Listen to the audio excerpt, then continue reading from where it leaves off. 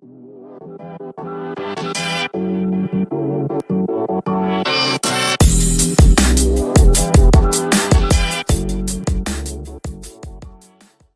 to the Deep Dive, where we take your sources and extract the crucial information you need. Today, you've shared a wealth of material, all centered around, well, that ever-present question for dog owners. Just how much should our furry friends be eating? It's a huge topic, isn't it? I mean, you walk into a pet store or even look online, and there are just mountains of different dog food brands. Oh, totally. And each one has its own feeding guide, and then there's all the advice, opinions. Exactly. It's easy to feel completely lost, overwhelmed, really. Right. So our mission here, our goal, is to try and cut through some of that confusion. We've sifted through everything you sent over to pull out the key takeaways. Yeah, hopefully give you a clearer path to, making confident choices about your dog's food. Because getting the portion size right, it's really fundamental, isn't it? It affects so much. Oh, absolutely. It's not just about weight management, though that's important. It's about their energy levels, their long-term health, their overall happiness, really, at any age. Okay, so let's dive in. One of the first things that jumps out from the sources is that, well, a dog's nutritional needs aren't static, it's complex. It's a balancing act. Yeah. You've got the core components everyone knows about. Proteins essential for muscle repair and growth. Right. Fats, which are a major energy source and important for cell structure. Carbohydrates, also for energy. Okay. And then the vitamins and minerals. Absolutely critical for, all those metabolic functions and keeping bodily systems running smoothly. But the amount or the balance of those things changes quite a bit, doesn't it? Hugely. Think about the life stages. A puppy, for instance, is growing incredibly fast. Yeah. So they need significantly more protein and more calories overall to fuel all that development. It's like they're constantly building. That makes total sense. Yeah. And then at the other end of the spectrum, you've got senior dogs. Right. Often less active, maybe their metabolism is slowing down, so they typically need fewer calories. More fiber, maybe? I saw that mentioned. Yeah, often more fiber can help with digestion, which can sometimes become a bit more sluggish in older dogs. And breed and size play a big role too, obviously. Oh, definitely. A tiny, high-energy terrier will burn calories differently than a larger, more laid-back breed, even if they weigh roughly the same. So you can't just go by weight alone. Not at all. And then there's the activity level we just touched on, a working sheepdog versus a couch potato. Right, okay. And what about health status? If a dog has, say, allergies. That's another really critical layer. Allergies, sensitive stomachs, chronic conditions like diabetes or kidney disease, these often require very specific dietary adjustments. And that's where you really need professional advice. Absolutely. Your veterinarian is key here. They can recommend specialized diets or specific formulations tailored to that dog's particular health needs. Don't guess with that stuff. Okay, so we have these underlying nutritional needs that vary. How does that translate into actual portion sizes? Weight seems like the most obvious starting point. It is a major factor for sure. Just like with us, if a dog is overweight, it puts extra strain on their joints, their heart. It increases the risk for a lot of other health problems. So fewer calories are needed then? Generally, yes. Reducing calorie intake is key. And conversely, an underweight dog clearly isn't getting enough fuel. So monitoring their weight is important? Regular weight checks, yeah. And consulting your vet to figure out what their ideal weight should be, and then the sort of calorie target to aim for to get there or maintain it. And activity level ties directly into this too. More active means more food. Pretty much. Think about a dog doing agility training or maybe a hunting dog during the season. They're burning a lot more calories. Right. They'll likely need a more energy-dense food or simply larger portions compared to a dog that mostly naps and goes for gentle walks. It's about matching the input to the output. Makes sense. You mentioned age affects the type of nutrients needed, but it also affects how much and how often, right? Especially puppies. Yes, definitely. Puppies, with their tiny stomachs and super high metabolisms, need to eat more often. Okay. We're talking typically 3, sometimes 4 meals spaced throughout the day, at least until they're about, say, 6 months old. To keep that energy supply constant for growth. Exactly. Then as they mature into adults, you can usually transition down to feeding them twice a day. That tends to work well for most adult dogs. And for adults, the goal is mostly maintenance, keeping them at a healthy weight and energy level. Precisely. You're aiming for that balanced enough energy for their lifestyle, but not so much that they start packing on extra pounds. And seniors again. Fewer calories, we said. Does meal frequency change? Sometimes it can help. As dogs get older, their metabolism often slows down, so they just don't need as many calories. And sometimes smaller, more frequent meals can be a bit easier on their digestive system than one or two large ones. And watching for age-related health issues that might need diet changes. Always. Arthritis, kidney function, cognitive changes. These can all have dietary implications. Again, vet consultation is key there. Let's shift gears slightly. We've talked about amounts, but what about the type of food? Dry, wet, raw. How does that affect portioning? Good question. Let's start with dry food kibble. It's probably the most common. Yeah, it seems very convenient. It is. Big advantages are convenience. It lasts a long time. It's usually pretty cost effective. And crucially, it's easy to measure precise portions. And I heard it can be good for teeth. Some formulas are designed with that in mind, yeah. The crunching action can help scrape away some plaque, plus they're formulated to be nutritionally complete. Okay. What about wet food then? Canned food. Wet food's big plus is often palatability. Dogs tend to love it. Mine certainly does. Yeah, so it can be great for picky eaters or maybe older dogs with dental problems who find kibble hard to chew. And it has higher moisture content, which helps with hydration. Are there downsides? Well, it's generally more expensive per serving, and once you open a can, it spoils much faster than kibble. You have to refrigerate leftovers. And portion control. Easier to overfeed, maybe? Potentially, yeah. Because it's often so tasty, and the calorie density can vary a lot between brands and types, you have to be careful with serving sizes. Okay. And then there's raw feeding. That seems to spark a lot of discussion. It really does. Proponents argue it's, closer to what dogs might have eaten ancestrally. They often report benefits like better coats, more energy. But there are risks mentioned too, right? Yes, significant ones.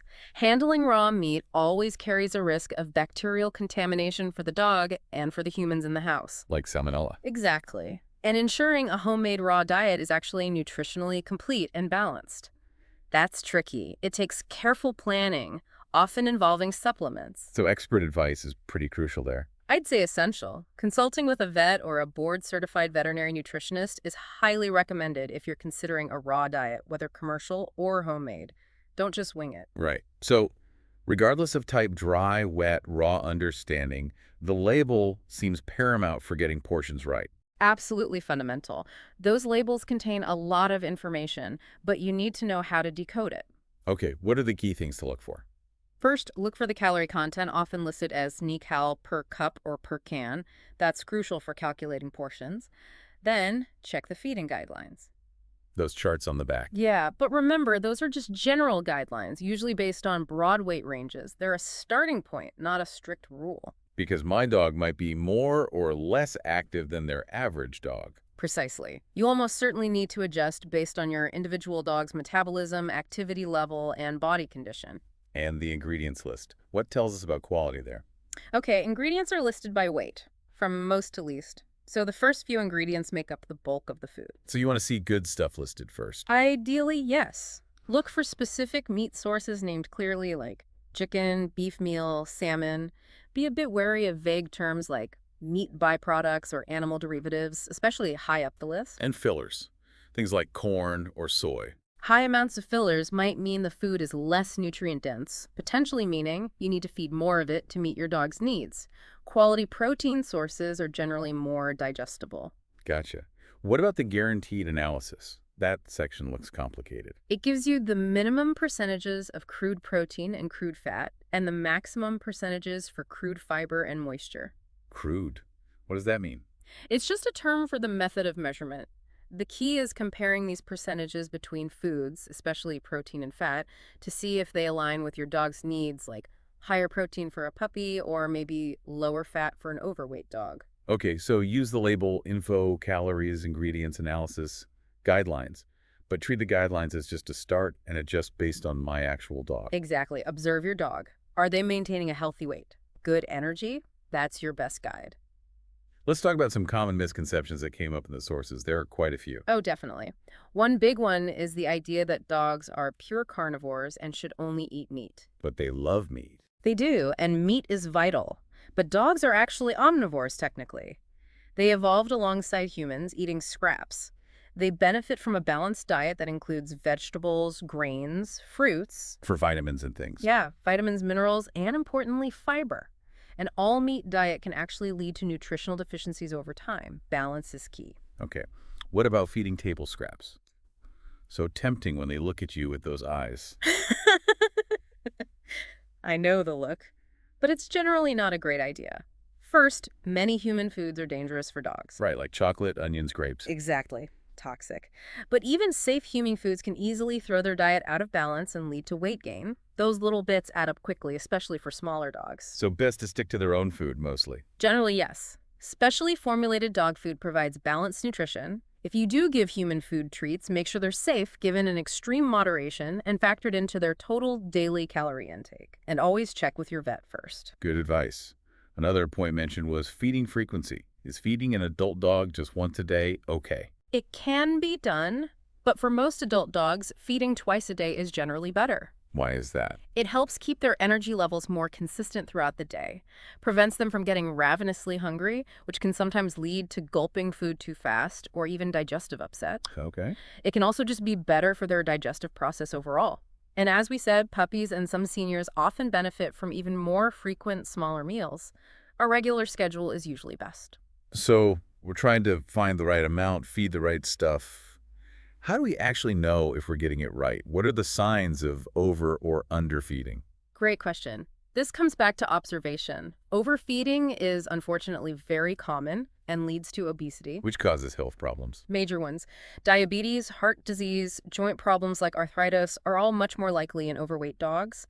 The signs are usually pretty obvious: noticeable weight gain, maybe they seem sluggish, have trouble jumping up, or get tired easily on walks. So if you see those signs, it's time to reassess the food bowl. Absolutely. Cut back portions slightly, maybe look at a lower calorie food, increase exercise if possible, and definitely talk to your vet. And underfeeding, what does that look like? That leads to malnutrition. You'll usually see weight loss. The dog might look too thin. You can easily see their ribs, spine, hip bones. Okay. Their coat might become dull or dry. They'll likely have low energy, seem lethargic. Sometimes even behavioral changes, like irritability, can occur. And if you see that, That definitely warrants a vet visit. There could be an underlying health issue causing the weight loss, or you simply might not be feeding enough or the right type of food for their needs. The vet can help figure it out. you mentioned something earlier, a body condition score chart. How does that help? Ah, yes, the BCS. It's a really practical tool, much better than just looking at the scale weight. It helps you assess your dog's body fat levels. How does it work? It's usually a 1 to 5 or 1 to 9 scale. You learn to look at and feel specific areas: the ribs, the waistline from above, the tummy tuck from the side. So feeling the ribs. Yeah. Ideally, you should be able to feel the ribs easily with light pressure, but they shouldn't be sticking out visibly. There should be a slight fat cover. The waist. Looking down from above, you should see a clear indentation behind the ribs, an hourglass shape.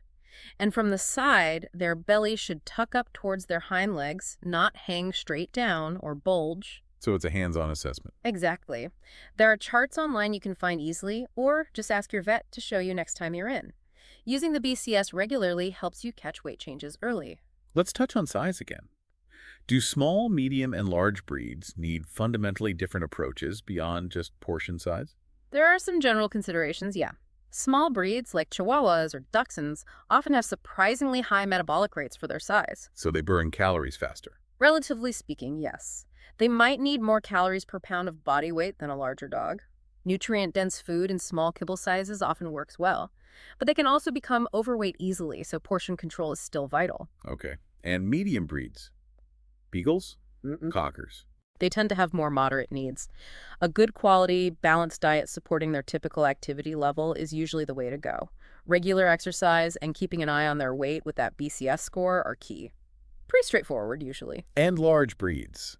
German Shepherds, Labs, Great Danes. I know puppyhood is critical for them. Extremely critical. Large breed puppies grow so fast, and their skeletal development needs careful nutritional management. To avoid bone problems later. Exactly. Overfeeding or feeding a diet too high in calcium can actually cause them to grow too quickly, which puts immense strain on developing bones and joints, increasing the risk of conditions like hip dysplasia. So large breed puppy food is specially formulated for this. Yes. Good quality large breed puppy formulas have carefully controlled levels of calories, calcium, and phosphorus to promote a slower, steadier growth rate. It's really important to use those and not overfeed. And for adult large breeds. Still watching the weight for joint health? Absolutely. Maintaining a lean body condition throughout their life is one of the best things you can do to minimize stress on their joints as they age. Okay, this has been super helpful. Let's say someone realizes they do need to change their dog's food, maybe switching brands or to a senior formula. What's the process? The golden rule is go slow. A sudden switch can really upset their digestive system, vomiting, diarrhea. Nobody wants that. Right. So plan for a transition period of about 7 to 10 days. How do you do that? Mixing the foods? Exactly. Start by mixing maybe 25% new food with 75% old food for a couple of days. Then go to 50-50 for a few days. Then 75% new, 25% old. And finally, 100% new food. Giving their gut time to adjust. Precisely. Allows the gut bacteria to adapt to the new ingredients. And what if you need to adjust portions because, say, your dog is suddenly way more active or maybe recovering from surgery and less active? Same principle applies. Monitor and adjust gradually if possible, but definitely adjust. If activity ramps up significantly, they'll likely need more calories to maintain weight and energy. Watch their body condition. And if activity drops? You'll probably need to cut back the portions to prevent them from gaining weight. Again, use that BCS score as your guide. And of course, if the change is due to a health condition, Talk to the vet. always. Any diet change related to allergies, kidney problems, diabetes, anything like that needs veterinary guidance. They might recommend a prescription diet or specific supplements. Regular checkups are vital then too. So, wrapping this all up, it feels like the big message is personalization and observation. I think that really captures it. Understand the basics, the roles of protein, fat, carbs, etc., but then tailor everything to your dog. Consider their age, their breed, their size, their specific activity level. And their health status. Choose a decent quality food, learn to read that label, but don't treat the feeding guide as gospel. Use it as a starting point. Right. And then monitor your dog constantly. Watch their weight, use the BCS, look at their energy levels, their coat quality. Are they thriving? And adjust as needed. Adjust as needed. And never hesitate to loop in your vet. They're your partner in keeping your dog healthy. Getting the nutrition right is just so fundamental. It sounds like it's not a set it and forget it kind of thing. It's an ongoing process. It really is. Their needs change as they age, if their activity changes, if health issues crop up. Being informed and attentive makes a huge difference to their quality of life. Well, this has been incredibly insightful, a real deep dive into a topic that affects every single dog owner. Thanks so much for breaking it all down. My pleasure. Happy to help folks navigate the sometimes confusing world of dog food. It's all about happy, healthy dogs. Absolutely. And that brings us to the end of this deep dive. We really hope this has armed you with the knowledge to feel more confident about feeding your dog. Think about your dog's specific situation. Take another look at that food bag label with fresh eyes. And remember, your vet is always there to help. Small tweaks based on informed choices can really pave the way for a longer, healthier, and happier life for your canine companion.